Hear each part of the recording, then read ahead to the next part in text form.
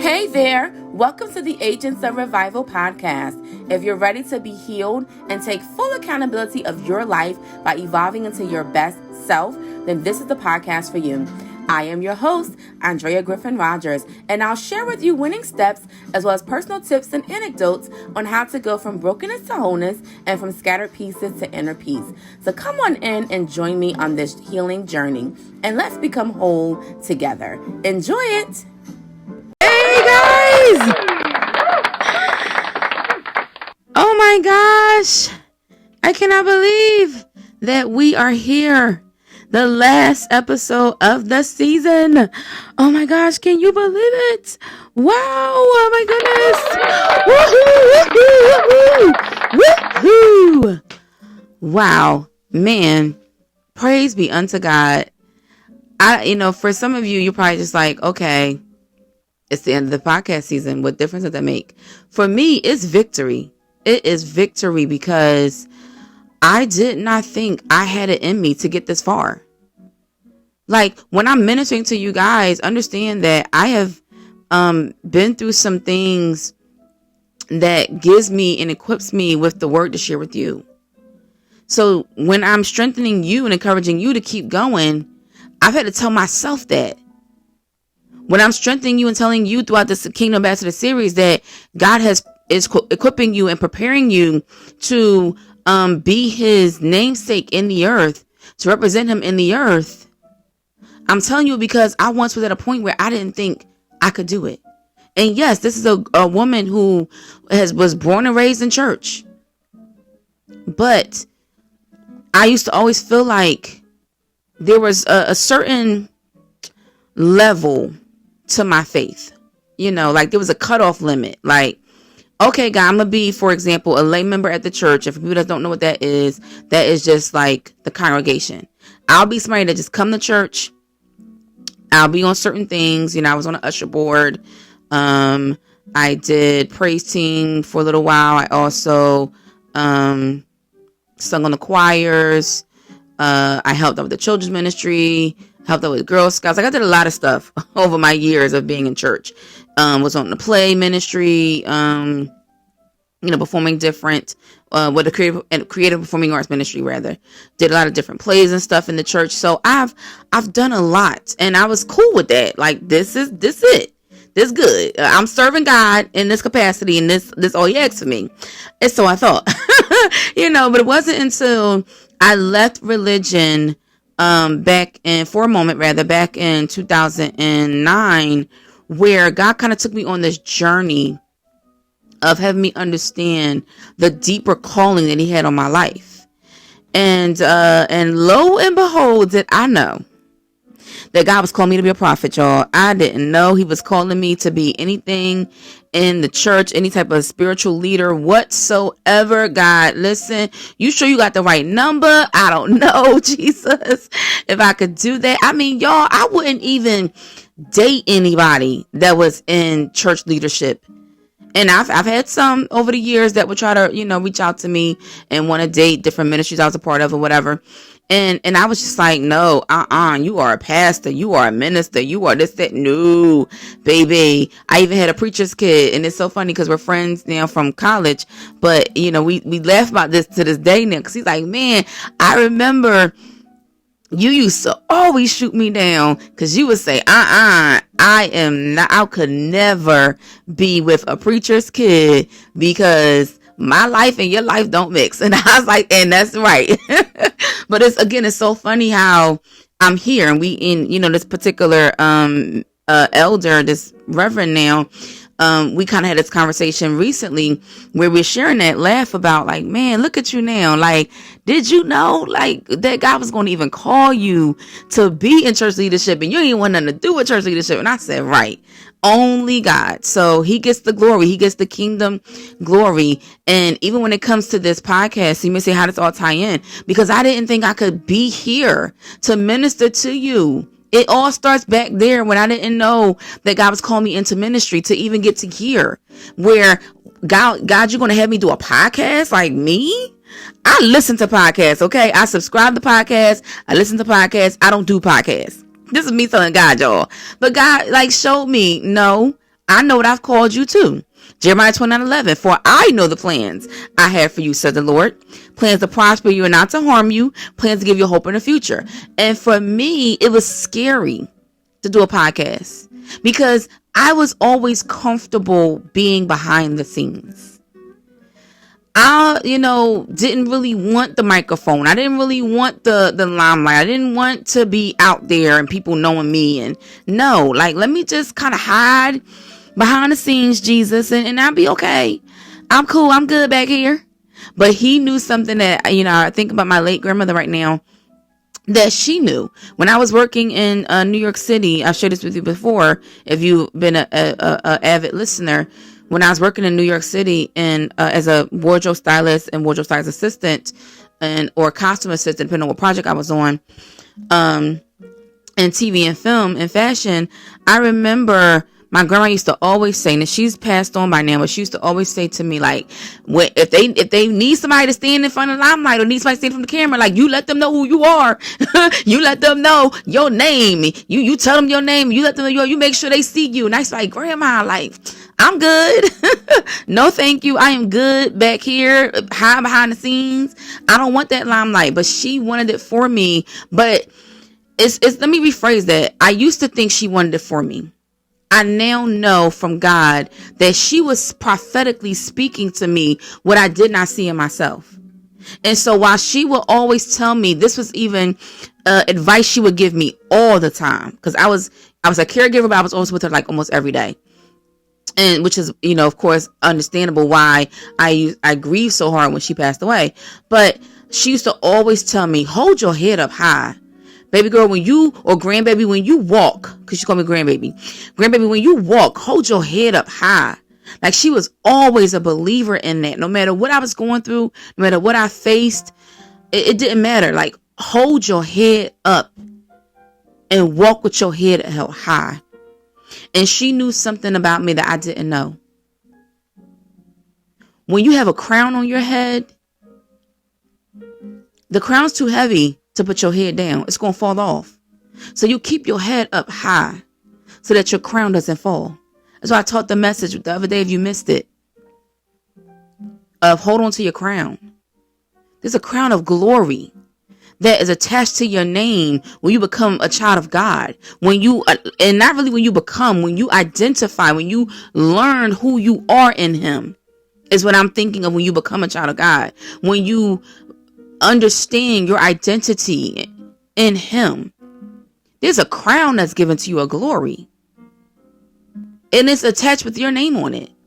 And so you got to walk with your head held high, knowing that wherever God assigned you, wherever God tells you to go into, whatever door He has for you, you walk through that door, knowing that you are meant to be there. It doesn't matter if you have the qualifications that says you're supposed to be here. It doesn't matter if you have the pedigrees or degrees that other people have that's in that room. God placed you there for a reason. And so you walk with your head held high, knowing, and like He said in His word in one of our anchor texts of Genesis 1:28, being fruitful and multiplying, filling the earth with what God placed in you and governing it accordingly. Because you are there for a reason. So reign, baby, reign. And I mean REIGN, reign over wherever God has placed you. Now, it doesn't mean that you be a tyrant. I'm not saying that. But I'm saying that you hold your head high with confidence in your God who has sent you there. Because you are His ambassador in the earth. And it's for His glory. The assignment is for His glory. And so I am now and have manifested, been blossoming into who God is calling me to be and who He has made me for such a time as this to be. Years later, my grandma saw it a long time ago. I didn't see it until today. And so I'm here to tell you that you can make it. You may not feel like you can make it right now. You may be a person that's in a tunnel of transformation right now. You may even be in the hallway to destiny right now. And you may feel like, I don't see how I can do the assignment God's calling me to do. I don't think I have any more in me. I don't think I have left of what it takes in me. But God got more in store for you because he knows the plans he has for your life. And they are plans for good, not for evil. They are plans to give you a hope and a future. You can make it through. Just keep going. Keep going. Joshua makes me think of Joshua. I taught on this the other day about the walls of Jericho. But before Joshua got there were many battles he had to face. He even had to be surrounded by non-believers who denied that they could ever go into the land and take the land. When Moses sent the 12 spies out in Exodus, he sent 12 spies out. 10 came back saying that there's no way that we can go into the land that God gave us. Do you hear that? God gave you the land and you're saying there's no way we can do it. But Joshua and Caleb were the only two that believed that they could do it. But sadly, because of the other 10 that didn't believe, and then they spread that lie around that they couldn't believe, God said, because you can't believe, because you won't believe, you have not because you ask not, because you won't believe, then you won't. I will not have you go into the land that I promised you. I had it for kingdom glory. It was for your victory. It was for God's glory and for the kingdom. But since you could not believe that he had it for you, then you will not enter into the land he had for you. Don't be a non-believer. I think today I'm just going to talk to you. Don't be a non-believer. Believe no matter if you're in the tunnel transformation or in the wilderness, if you're in the hallway to destiny or in the waiting room. These are all parallels I'm just giving you. You know, the Bible talks about the wilderness. I'm calling it the tunnel transformation. You know, if you are in the waiting period of your life, what I like to call the hallway to destiny, you're moving towards your goal, your door of opportunity. It's there for you, right at the end of the hallway. But don't get to the door.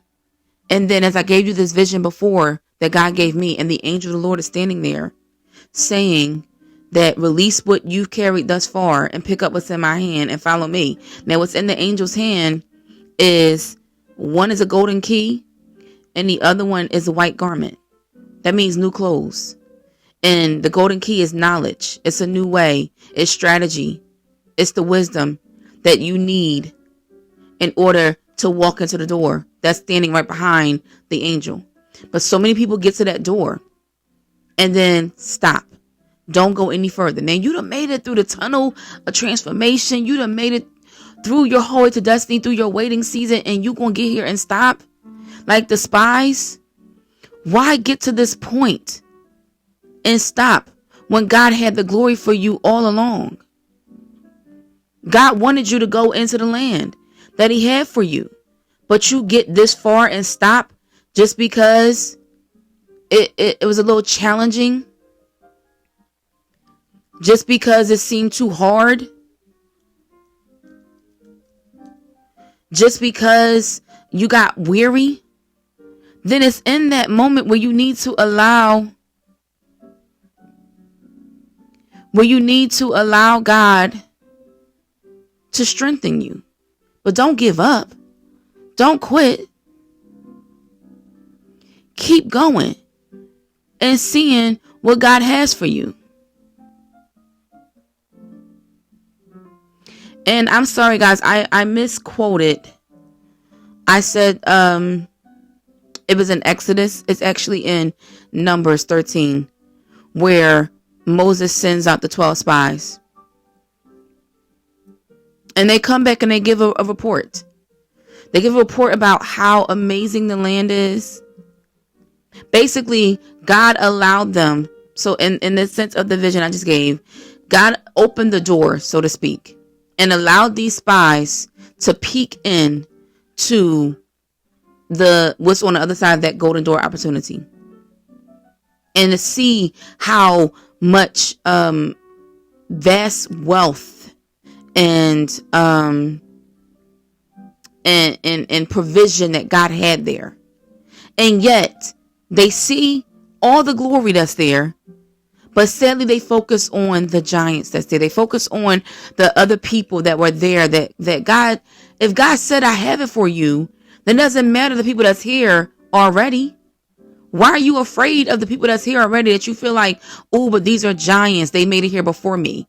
It doesn't matter. I've given it to you. So it doesn't matter who's sitting in your seat before you got there. When you get there, they got to move because he has the seat with your name on it and your name on it alone.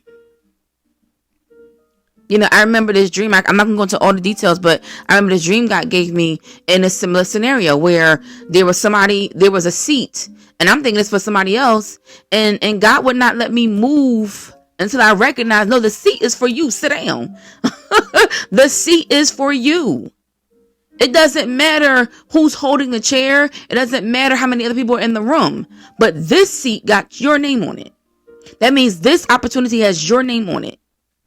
And God planted you there because he knows you're going to give him the kingdom glory.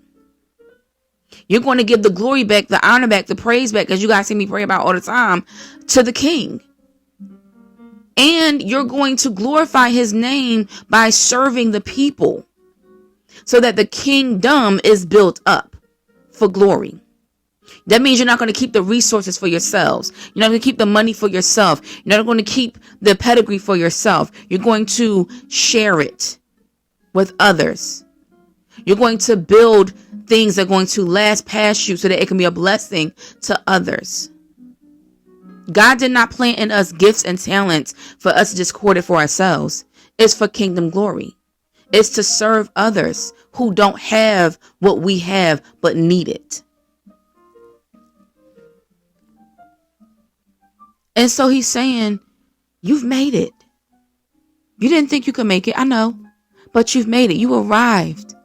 You are now at your door of opportunity. What are you going to do with it? Now, every level has different doors. That's why it says new levels, new devils. Every level has different doors. Even in Genesis, it talks about Jacob's ladder. And some people speculate that Jacob's ladder wasn't a straight ladder. It was rather a spiral ladder. That even though you went higher, sometimes as you go higher, you'll get the same perspective, you'll see the same thing with a different perspective as you go higher. And so that means that there's new lessons to learn, even though while you're seeing the same thing, while you're going up, you're getting a different perspective. Therefore, you're getting new knowledge. So every door of opportunity has a hallway to destiny. It's in that hallway to destiny as I talked about before. If you missed the episode, go check it out, where you learn some things and you unlearn some things that cannot go with you through that door. And as you enter into that door, keep your head up high, knowing that you're there for a reason. God has you there on assignment for a reason, and everything that you need is in you. And everything that you will need will be provided to you when you get there. And so don't be like the spies that got to the door, looked in, and felt like, ooh, it's too glorious for me to receive it. It's too glorious for the kingdom, even though God was giving it to us. It's too much. I'm sorry, we can't do it. We can't go in there. They're more powerful. They're stronger. They have more degrees. They've been here longer. There's just no way. Because what you don't want is God to say, you know what? I'm closing the door. And I'm going to say, next. You move out the way. Next. I'll get the kingdom. I'll get the glory for my kingdom. But it's not going to come through you. It's going to come to somebody else. Now, thankfully, because Joshua and Caleb in Numbers 13 were willing to stand their ground and believe for the land, we then see 40 years later in Joshua chapter 6 is when they finally took the land. And I shared that with you before. I'm not going to read it again.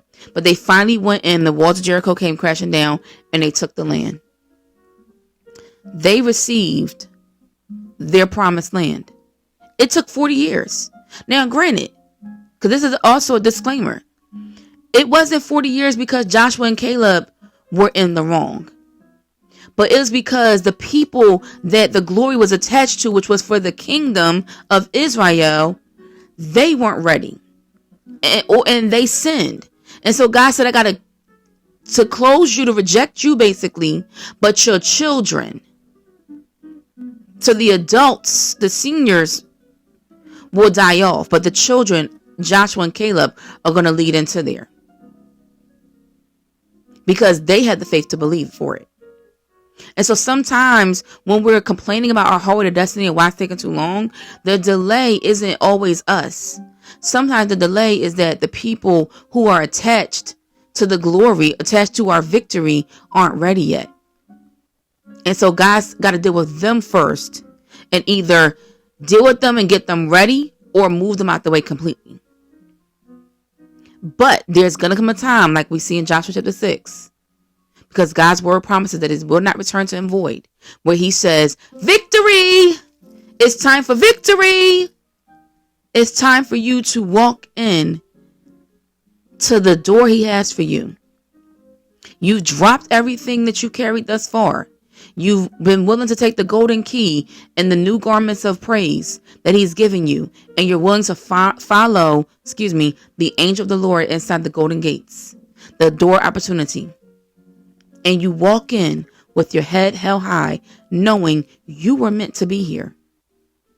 And it doesn't matter who got what, who was here first. That don't matter, because the first shall be last and the last shall be first. It's your season. It's your time. God's saying, I've equipped you long enough. And for those of you that still need more development, then ask God to develop you in those areas you need. But some of us know this is our word, that you have been equipped long enough. You've been walking this journey long enough. You made it through the tunnel transformation. And sidebar, for those that are in the tunnel transformation, then receive this as hope. Hope that it's coming for you. So you may not be at that door opportunity just yet to enter you into your promised land, but you are at least, getting through and navigating the tunnel transformation to get to the door opportunity to lead you into the hallway to destiny. And that door opportunity is leading you. That's the opportunity is getting you out of the one season of the tunnel transformation and putting you into another season, which is the waiting room or the door or the hallway to destiny.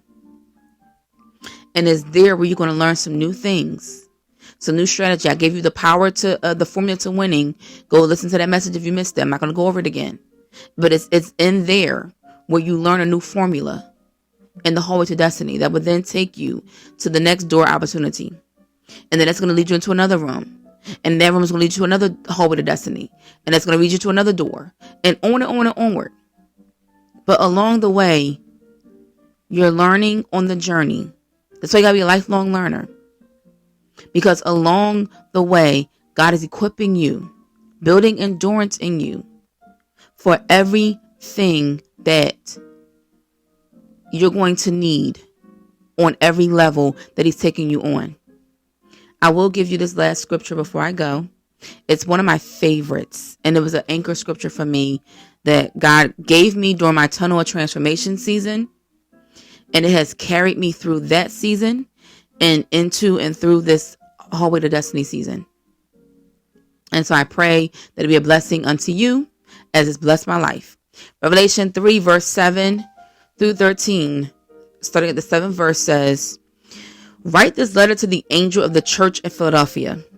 This is the message from the one who is holy and true, the one who has the key of David. What he opens, no one can close, and what he closes, no one can open. I know all the things you do, and I have opened a door for you that no one can close. You have little strength, yet you obeyed my word and did not deny me. Look, I will force those who belong to Satan's synagogue, those liars who say they are Jews but are not, to come and bow down at your feet. They will acknowledge that you are the ones I love. Because you have obeyed my command to persevere, I will protect you from the great time of testing that will come upon the whole world to test those who belong to this world. I am coming soon. Hold on to what you have so that no one will take away your crown. All who are victorious will become pillars in the temple of my God, and they will never have to leave it. And I will write on them the name of my God, and they will be citizens in the city of my God, the new Jerusalem that comes down from heaven from my God. And I will also write on them my new name. Anyone with ears to hear must listen to the Spirit and understand what he is saying to the churches. It's your time, Kingdom Ambassadors. Rise up, step up, receive your victory in Jesus' name, and make sure that you give God the glory, because it is all for his kingdom that you were given the glory in the first place. Don't hoard it for yourselves. Share it with others, because God put it in you for it to be for the community. So we are out of time, y'all. And the season is up. I have enjoyed myself.